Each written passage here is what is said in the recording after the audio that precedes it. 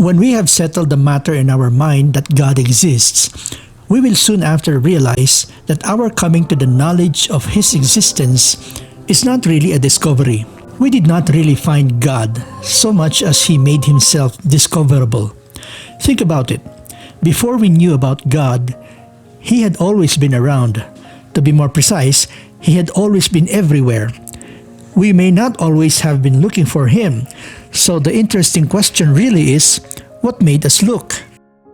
This is a whole new topic in our continuing adventure to understand the meaning of life and the logical system that runs the universe. This topic is called Revelation, the study of how God, the creator of the universe, reveals Himself to man. Although this might seem like a dauntingly huge subject matter to investigate, there's little cause to be overwhelmed or intimidated. Fortunately, God revealing Himself is not that rare of an event. In fact, it is something that goes on continually. It has happened every day from the moment He created everything that exists. In a metaphorical sense, all of creation declares the glory of God, but it is only man that was gifted by God with the ability to communicate meaningfully. This is to say, only man among all creatures can contemplate higher thought, appreciate intangible mental constructs, communicate complex ideas and concepts, and carry out a reasoned dialogue with Him. In a sense, that is really what makes man special. We alone can describe God to another. I'm God. You're God. Yes. And I want you, Evan Baxter, to build an ark. Because of this, Okay. it makes sense that it is to man that God revealed Himself the most to. Warner Brothers presents John Denver and George Burns in Oh God. He showed Himself to human society all throughout Earth's history.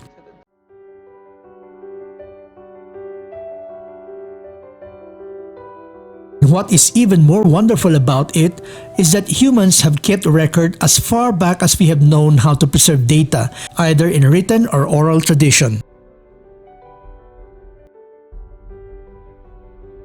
I am here.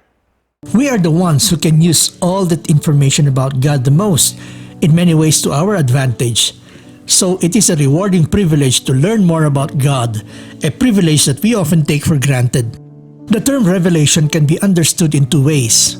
First, it is the continual phenomenon of God making us aware, or at least curious, about the universe and how everything in it points to a beginning, and by necessity to a creator.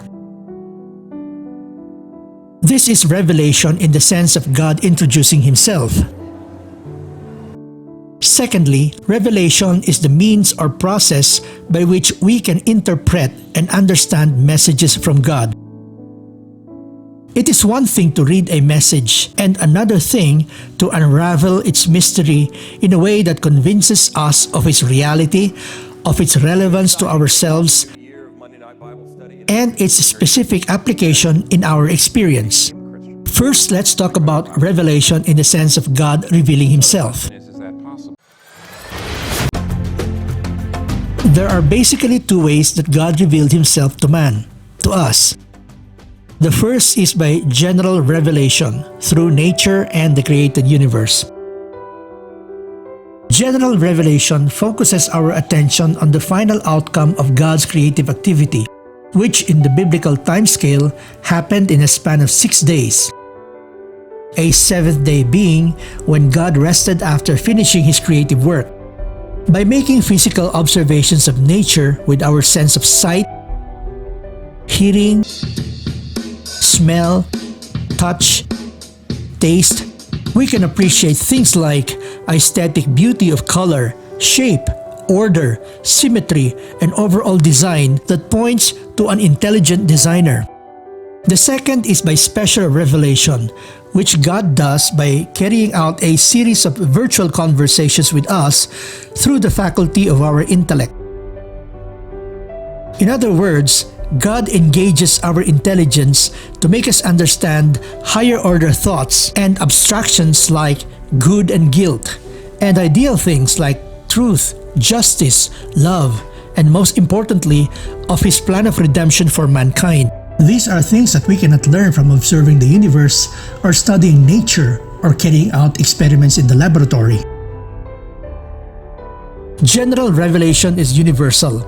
It is given to all of creation and there is no escaping it. Anywhere you are, anywhere you go, you are always part of the created universe. Not only here on planet Earth, but every place else beyond the planet as far as technology will enable us to reach. General revelation is a one-way spectacle involving only God displaying His power and glory throughout the universe, whether we are paying attention or not. Creation is everywhere because the one who created it is everywhere. Eventually, we will get the hint. Special revelation, on the other hand, is a bilateral activity that requires the participation of both God Himself and man, meaning each one of us. We cannot obtain God's special revelation by our sole effort because even the capability to understand special revelation comes from Him. Both kinds of revelation, general and special, Thou shalt not commit adultery, are essential to knowing and understanding God and as a necessary consequence of enjoying the benefits of having a relationship with Him. It is not religion. Religion is just a human invention, a systematic collection of behavior that we undergo in reaction to what we understand about deity, regardless whether our understanding is valid or not. As a result, it is possible to have a godless religion. But a genuine experience in revelation will always involve some form of being in the presence of God, whether you consider yourself religious or not. It will be the start of an exciting lifetime discovering and unraveling more mysteries about the created universe and the nature of the one true God who created it all. I hope you continue to join me and countless others in this ultimate journey of discovery. Let me know in the comments about your own experience of how God revealed Himself to you, and I'll see you in the next video.